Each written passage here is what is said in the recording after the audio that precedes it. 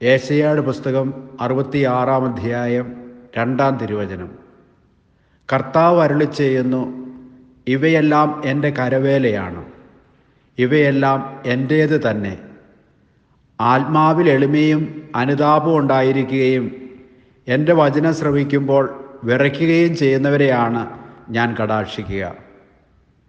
കാരുണ്യവാനായ കർത്താവേ, എളിമയോടെ ദൈവവചനം സ്വീകരിച്ച് അനുതാപത്തോടും ദൈവഭക്തിയോടും കൂടെ ജീവിക്കുവാൻ ഞങ്ങളെ സഹായിക്കണമേ. ആമേൻ. ദൈവം നിങ്ങളെ സമൃദ്ധമായി അനുഗ്രഹിക്കട്ടെ.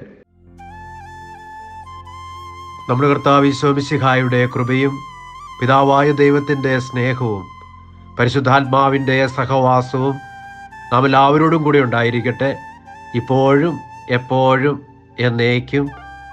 ആമേൻ.